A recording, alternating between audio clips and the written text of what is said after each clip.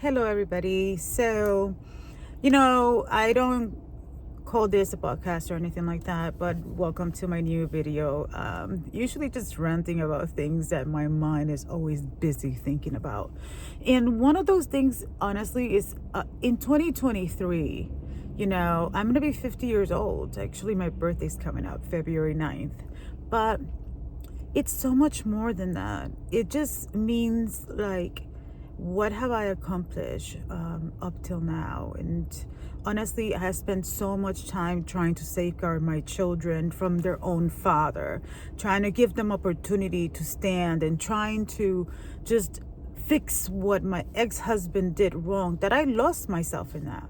And so who do I want to be? Like, what is the type of woman that I want to be? What does she look like?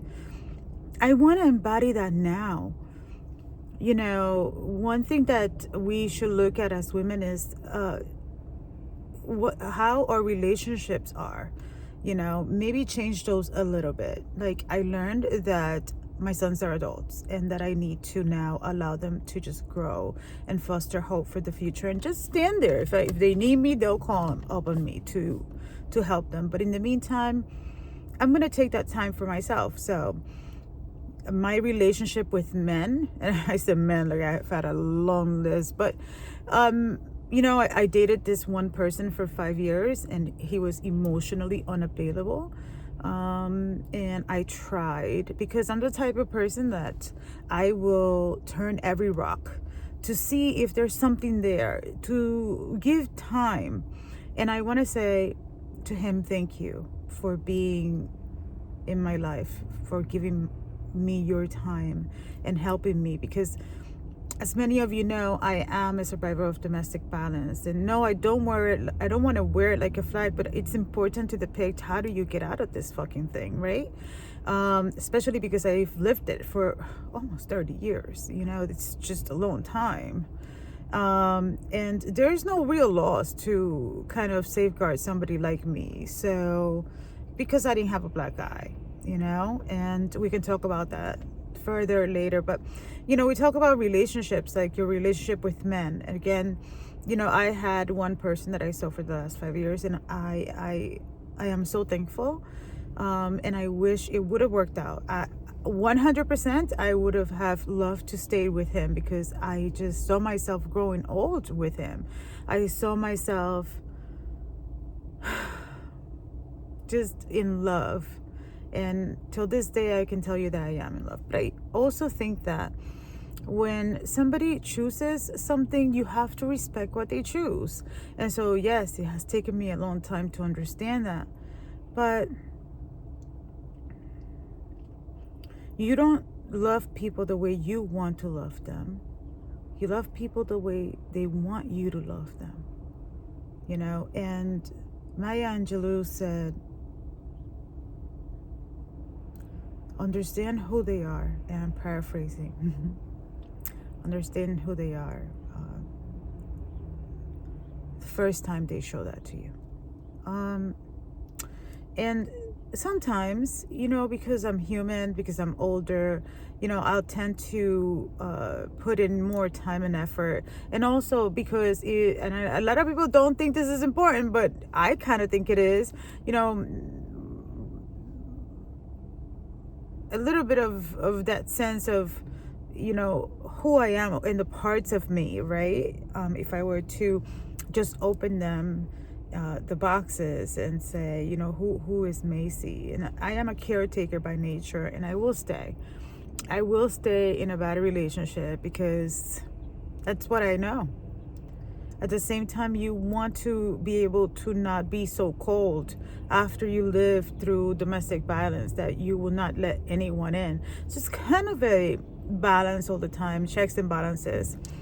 And so I actually, I'm actively working on ensuring that I walk out of that situation that was just not working for me, not working for him. And I adore him. He's not a bad person. It's just he has a different lifestyle than I do. He grew up and went to college, and and then had children. And then on the other hand, I was pregnant when he was in college, you know. I went to college late. I'm still in school right now. So sometimes we have to realize that some people are meant to be with us as long as we allow them to be. But sometimes you have to recognize when you must stand and really just care for yourself, you know, without hurting anyone, by the way. I don't want to hurt him in any way, shape, or form. And I don't want him to hurt me either. So, and I know he's not like that. I know good men exist. So actively leaving that relationship so that I can maximize what is left out of my life and give myself the opportunity and the possibility of finding someone who will be interested in me and not anyone else and not any other opportunities, and just be there for me.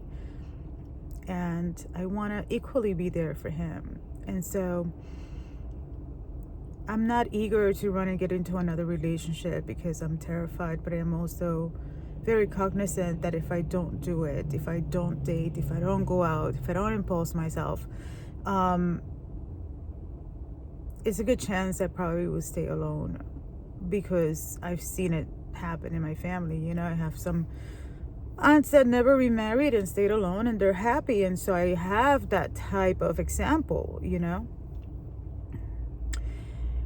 So how do I embody the woman I want to be? Instead of having a long list of what I don't want, I want to have a list of what I do want, because it gives me the certainty that I understand 100% what I want in a man. And here's the two things I want in a man.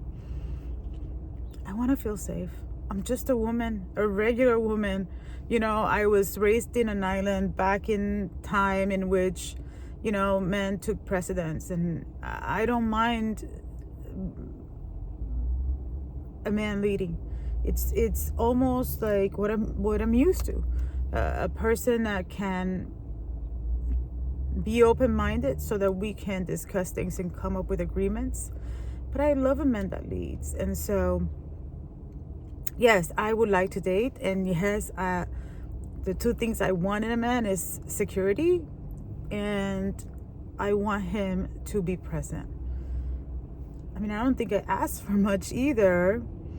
You know, I'm not asking him that I want to meet your family right away, or I want to meet your children, or I want to move in, or anything like that.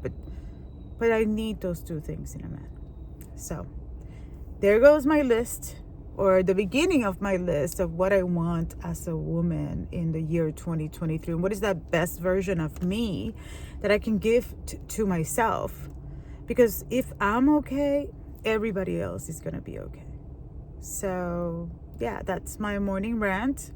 Thank you so much. See you later.